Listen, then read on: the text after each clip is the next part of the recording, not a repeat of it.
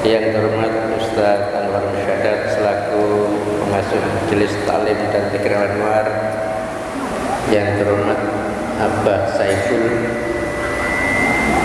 beliau ini sesepuh Masjid Al-Ikhlas ini. Beliau itu banyak berkarya tapi berusaha tampil diam, nggih. Sedikit beliau ini ahli thariqah, nggih. Beliau itu kuliahnya jurusan alam barzakh, nggih, alam kubur, nggih. Jadi jenengan umpami takon apa mawon teng jero kuburan, beliau saged menjawabnya, nggih. Leres nggih. Niki Abah Joni juga sesepuh Al-Anwar. Ini juga kuliahnya di jurusan ya di samping pendalaman agama, juga kuliahnya jurusan hukum karma sama hukum gantung, nggih. Nggih, niki luar biasa, alhamdulillah menemani kita sedaya. Dan itu Ustaz Dedi yang terhormat dan Gus Enji serta jamaah sekalian, Pak Sul jadi Bojonegoro, matur nuwun nggih. Arti Selasa ini bisa hadir, matur nuwun. Dan Pak Nyong matur nuwun dari Cipta Karya. Pak Nyong ini kemarin waktu ke Sunan Derajat pakai baju batik baru, nggih. Dan sekarang pakai baju putih baru. Ini beli di Sunan Derajat, nggih. Istrinya kemarin menjelaskan, loh Pak Yong nopo kok bajunya baru, dalam rangka menghormat Pak Herman. Wah, alhamdulillah, nggih. Dan dari ibu-ibu Cipta Karya yang tadi agak buru-buru karena ikut tahlilan tapi tetap hadir, dan juga ibu-ibu dari Sukodono, Waru, dan dari kecamatan yang lain, matur nuwun. Mudah-mudahan kita pada malam hari ini ya alhamdulillah ada wadah Majelis Anwar, kita nggak jauh-jauh bisa ikut seminggu sekali ini, alhamdulillah, nggih. Kalau kita bayangkan umpama ngaji barengnya di Krian atau di daerah Pandaan, tentu ya kita agak berat ya. Ya kayak saya ini kan keikhlasan lokal lah ya, nggih. Nah ado-ado mungkin juga isor ya. Makanya dari Sukodono ini matur nuwun, jenengan termasuk agak jauh tapi bisa rutin hadir. Ini luar biasa. Dan dari Gresik ya, Gus Enji dari Kenjeran. Jadi mereka yang dari jauh itu bisa hadir, ini luar biasa. Dan ini Mas Lutfi, selamat datang kembali di majelis. Kapan ini beliau itu ke Sumatera karena bawa mobil bis ya. Nah, dia itu driver, supir. Jadi kemana aja alhamdulillah tetap pada saat ini bisa hadir, matur nuwun. Dan jamaah sekalian, memang kita hadir di sini ya dalam rangka mencari ridho Allah, nggih. Wis pokoke awak dhewe ikhlas insyaallah Gusti Allah ridho. Terus semuanya memang sedang mencari masa depan ya. Betul. Jadi monggo masa depan kita ini kita rencanakan sendiri, kita atur sendiri. Tapi kalau kita terlalu mikir masa depan, dikhawatirkan lupa mensyukuri keadaan yang sekarang. Mugi-mugi sekali lagi kepada jamaah sekalian, kita ya, belajar istiqomah seminggu sekali. Itu Pak Erdam itu yang mantan RT Safira, beliau alhamdulillah bisa rutin hadir. Ya mungkin salah satunya ingin barokah hidupnya, dan mungkin ya ada jodoh yang diridhoi dan kehidupannya lancar. Pun apapun yang ingin Anda inginkan, monggo dipun sampai akan teng mriki, mugi-mugi diijabahi. Allahumma shalli ala Muhammad. Allahumma shalli wa sallim alaihi. Monggo kita simak apa yang disampaikan oleh Ustaz Sadat. Dan monggo jamaah sekalian, kalau jenengan sepulang dari ngaji, kalau tiap Selasa ada keinginan bertanya, monggo, nggih. Ini merupakan wadah untuk bisa berbagi sehingga semuanya dapat manfaat, nggih. Monggo Ustaz, matur nuwun.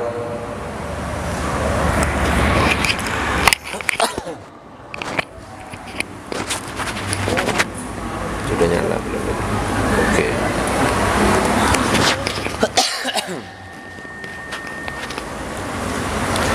Assalamualaikum warahmatullahi wabarakatuh. Waalaikumsalam warahmatullahi wabarakatuh. Bismillah walhamdulillah wassalatu wassalamu ala rasulillah Sayyidina Muhammad ibn Abdillah wa ala alihi wa sahbihi wa man walah. La hawla wa la quwata illa billah, ma ba'du. نوينا التعلم والتعليم والتذكر والتذكير والنفع والانتفاع والإفادة والاستفادة والحث على تمسك بكتاب الله وسنة رسوله والدعاء إلى الهدى والدلالة على الخير وابتغاء وجه الله ومرضاته وقربه وثوابه سبحانه وتعالى إلى حضرة النبي المصطفى محمد صلى الله عليه وسلم. الفاتحة. A'udzu billahi minasyaitonir rajim.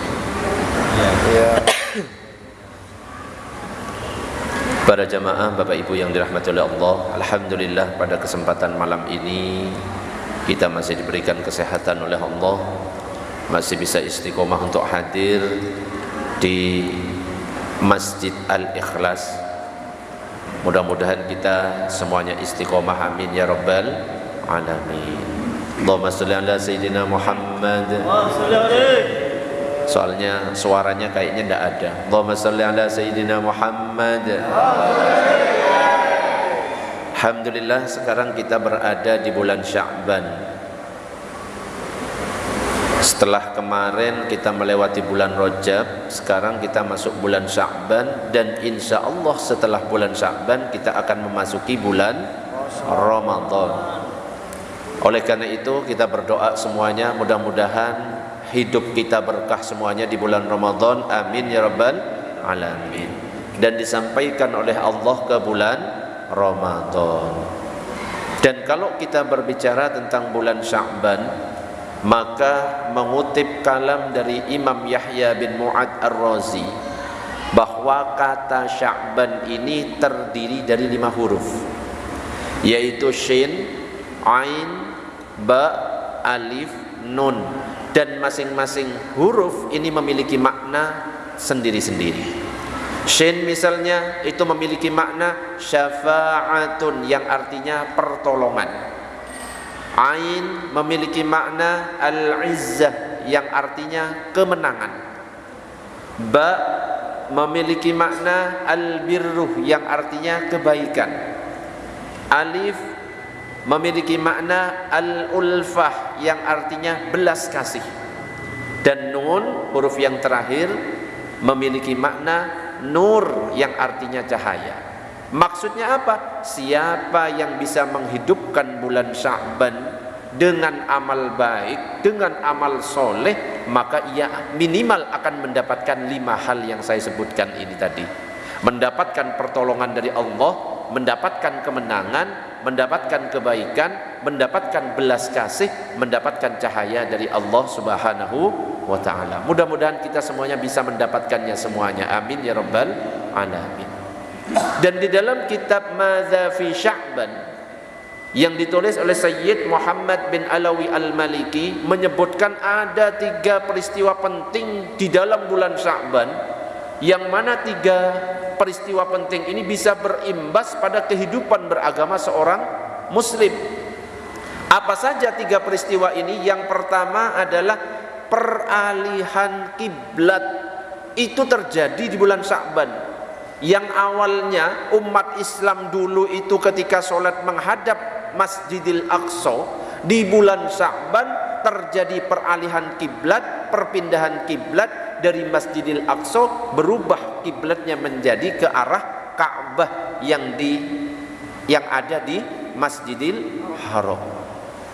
Dan ini disebutkan dalam surat Al-Baqarah ayat 144. Qad nara taqalluba wajhika fis samai falanwalliyannaka qiblatan tardaha fawalli wajhaka satral Masjidil Haram. Sungguh kami melihat wajahmu kerap menengadah ke langit, maka sungguh kami akan memalingkanmu ke kiblat yang kamu sukai. Palingkanlah wajahmu ke arah Masjidil Haram. Jadi Peralihan kiblat ini merupakan sesuatu yang memang ditunggu-tunggu oleh Rasulullah. Dan Rasulullah ini bahkan diceritakan sering berdiri menghadap ke arah langit menunggu wahyu, berharap ada wahyu supaya apa? Supaya kiblat yang awalnya di Masjidil Aqsa dipindah ke Masjidil Haram. Dan pada akhirnya di bulan Sya'ban ini turun wahyu, ayat yang tadi saya bacakan, maka Nabi Muhammad diperintahkan untuk beralih kiblat. Dan ini konon katanya terjadi di bulan Sya'ban pas waktu sholat duhur, ya. Jadi lagi sholat duhur ada turun ayat diperintahkan untuk beralih kiblat, langsung muter semuanya ke arah Ka'bah. Makanya tempat sholat yang ditempati untuk sholat itu nama masjidnya adalah Masjid Kiblatain. Masjid Kiblatain ini artinya dua kiblat, karena Nabi pada waktu itu sholatnya menghadap ke arah dua kiblat. Menurut Imam Al-Qurtubi ketika menafsirkan surat Al-Baqarah ayat 144 yang tadi saya baca tadi, Allah memerintahkan Nabi Muhammad untuk mengalihkan kiblat pada malam Selasa bulan Sya'ban yang bertepatan dengan malam nisfu Sya'ban.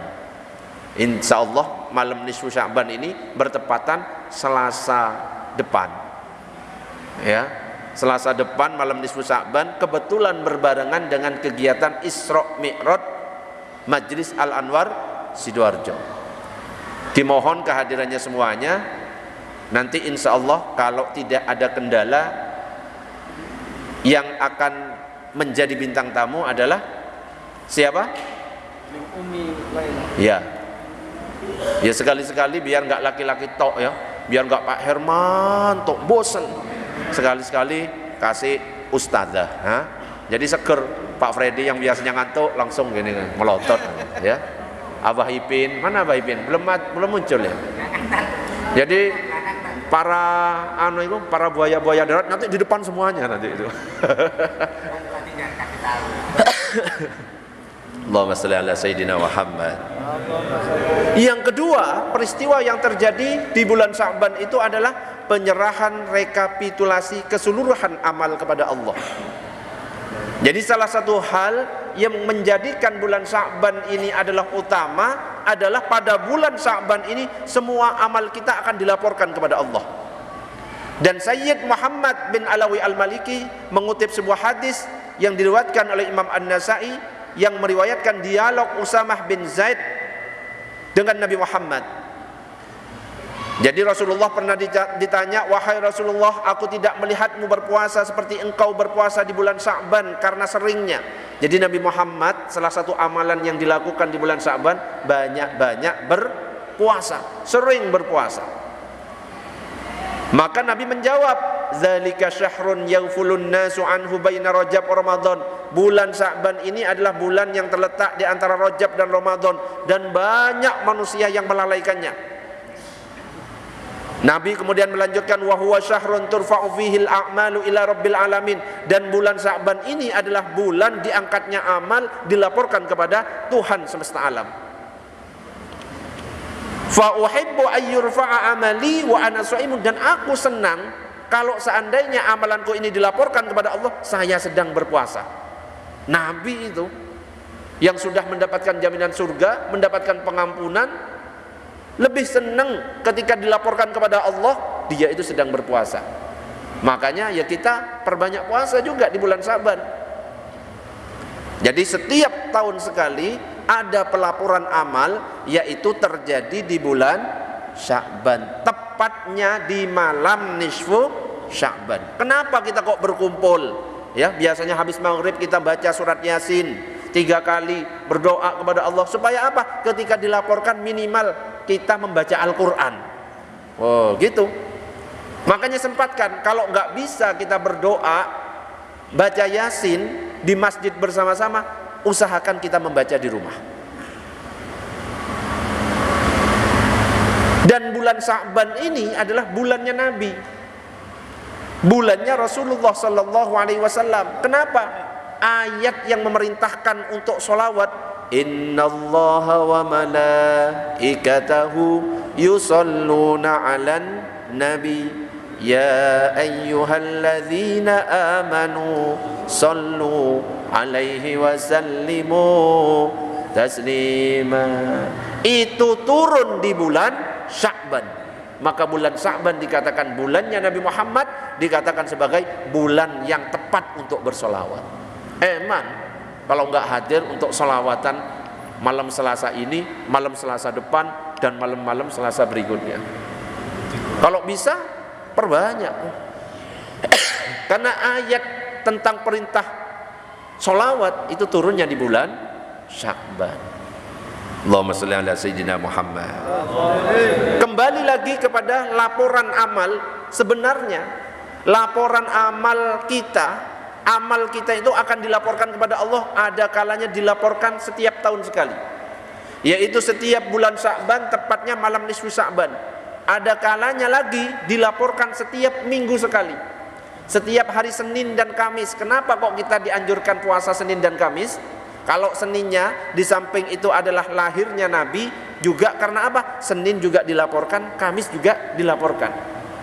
Jadi ada laporan tahunan, ada laporan mingguan, ada laporan harian. Setiap hari amalan kita pasti dilaporkan. Kapan? Setiap subuh dan asar. Kenapa? Allah mengutus khusus malaikat malam dan malaikat siang. Malaikat malam itu menjaga dari asar sampai subuh. Malaikat siang menjaga dari subuh sampai asar, dan itu bergantian. Ketika asar bertemu semuanya gantian. Yang malaikat siang lapor, ganti malaikat malam. Ketika subuh malaikat malam lapor, ganti malaikat siang, dan begitu seterusnya. Makanya kalau bisa supaya nanti laporan kita kepada Allah, oh ternyata Pak Bobi lagi sholat, jangan sampai ditinggalkan sholat asar dan sholat subuh. Kenapa? Sholat subuh ini adalah sholat yang disaksikan malaikat. Inna Qur'anal fajri kana mashhuda. Sesungguhnya sholat subuh ini adalah sholat yang disaksikan oleh malaikat. Allahumma salli ala sayyidina Muhammad. Dan yang terakhir, bulan Sya'ban ini adalah bulan yang merupakan pintu menuju bulan Ramadan. Siapa yang membiasakan diri bersungguh-sungguh di bulan Sya'ban, maka nanti akan sukses di bulan Ramadan. Makanya para ulama itu mengibaratkan bulan Rajab adalah bulan menanam, bulan Sya'ban adalah bulan menyiram, sedangkan bulan Ramadan adalah bulan panen. Makanya doanya itu sudah dimulai dari bulan Rajab. Allahumma barik lana fima razaqtana wa qina azabannar. Belum makan malam ya. Allahumma barik lana fi Rajab wa Sya'bana wa ballighna Ramadan. Jadi para ulama untuk masuk ke dalam bulan Ramadan sudah siap di bulan Rajab. Jadi kalau sudah bulan Rajabnya semangat, Sya'ban akan lebih semangat, apalagi ketika masuk ke bulan Ramadan sudah panas, tinggal gas. Allahumma shalli ala sayyidina Muhammad. Apa saja amalan-amalan yang bisa kita lakukan di bulan Sya'ban? Yang pertama adalah memperbanyak puasa. Jadi dalam hadis yang diriwayatkan Imam Bukhari dan Muslim disebutkan, "Fama ra'aitu Rasulullah sallallahu alaihi wasallam istakmala siyama syahrin illa Ramadan wa ma ra'aituhu aktsaru siyaman minhu fi Sya'ban." Aku tidak pernah sama sekali melihat Rasulullah berpuasa secara sempurna sebulan penuh selain pada bulan Ramadan. Aku pun tidak pernah melihat beliau berpuasa yang lebih banyak daripada berpuasa di bulan Sya'ban. Jadi salah satu amalannya memperbanyak puasa di bulan Sya'ban. Sudah ada yang puasa? Ini bulan Sya'ban tanggal ke berapa? Tanggal ke berapa? Coba lihat. Sekarang Sya'ban tanggal ke berapa? Kok lali? Berapa? Atau jangan-jangan bukan bulan Sya'ban sekarang ya? Salah bulan. Bulan ke berapa? Sekarang tanggal 8. 8 Sya'ban. Sudah 8 Sya'ban yang sudah berpuasa? Angkat tangan. Senin Kamis Cocok, wong ustadznya juga belum puasa kok. Cocok jamaahnya nggak puasa. Allahumma shalli ala sayyidina Muhammad. Nah, jadi memperbanyak ibadah puasa. Jadi bulan Sya'ban itu ibaratnya ibadah rawatib, ya, ibadah sunnah yang mengiringi ibadah wajib. Jadi mengiringi bulan Ramadan yang sudah nempel dengan bulan Ramadan. Ibaratnya itu seperti sholat rawatib. Duhur ada yang mengikuti qobliyah dan ba'diyahnya. Jadi nanti bulan Sya'ban itu bisa menyempurnakan apa yang kita lakukan di bulan Ramadan. Terus apalagi yang bisa kita lakukan di bulan Sya'ban? Lakukan amal-amal yang biasa kita lakukan di bulan-bulan yang lain. Terutama tadi perbanyak sholawat di bulan Sya'ban. Kenapa? Perintah atau ayat yang memerintahkan kita untuk sholawat turunnya di bulan Sya'ban. Perbanyak sholawat, perbanyak istighfar, sholat tahajudnya, sholat duhanya, apalagi sholat hajatnya, puasa Senin Kamis, kalau perlu puasa Daud, kalau perlu dari 1 Sya'ban sampai 30 Sya'ban puasa. Kalau nggak bisa puasa, nggak mampu, ngasih makan orang yang puasa, ya, pahalanya sama. Dan yang biasa kita lakukan biasanya ketika masuk malam nisfu Sya'ban, salah satu amalan yaitu membaca surat Yasin sebanyak berapa kali? Sebanyak 3 kali. Di situ kita berdoa.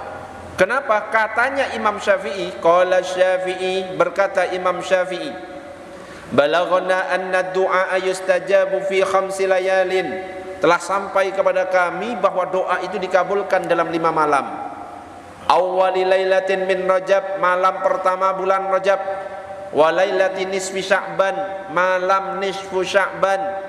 Wa lailatil Id, wa lailatil Jum'ah, malam Idul Adha, Idul Fitri, dan malam Jumat. Jadi termasuk malam nisfu Sya'ban itu adalah malam yang mustajab, dikabulkan kalau kita berdoa di bulan Sya'ban. Makanya kalau kita habis maghrib kumpul, ya, baca Yasin, doa lagi, baca Yasin, doa lagi, baca Yasin, doa lagi. Dan tidak apa-apa, boleh dilakukan. Ustaz, apakah harus Yasin? Ulama mengatakan Yasin. Kalau selain Yasin boleh. Al-Baqarah, habis Al-Baqarah surat yang kedua An-Nisa, habis An-Nisa Ali Imran. Wes gak selesai-selesai, ya. Yasin itu karena yang paling familiar, yang sudah hafal, malah semuanya hafal. Hah? Kulhu hatam Ustaz, kalau kulhu 3 kali. 3 kali. Itu terlalu, ya. Kenapa yang dipilih Yasin? Yasin itu qalbul Quran, qalbul Quran, hatinya Quran. Diambil hatinya. Kalau Al-Fatihah itu induknya Quran. Jadi kata pengantarnya itu Al-Fatihah. Semua yang terkandung dalam Al-Quran itu sudah ada semuanya dalam Al-Fatihah. Kalau misalkan diurai daftar isinya, makanya julukannya beda. Bahkan dalam hadis yang sahih dikatakan man qara'a Yasin fi lailatin, siapa yang membaca surat Yasin di suatu malam ibtigha'a wajhillah, dengan mengharap ridha Allah, ghufira lahu, maka diampuni dosa-dosanya. Jadi sebenarnya sunnahnya membaca surat Yasin itu bukan malam Jumat saja, setiap malam, malam Senin, malam Selasa, malam Rabu, malam Kamis, malam Jumat, setiap malam sunnah membaca surat Yasin. Cuma karena kita mungkin gak sempat, akhirnya kita ngambil malam Jumatnya. Gak apa-apa, daripada tidak membaca sama sekali. Wallahu a'lam bissawab.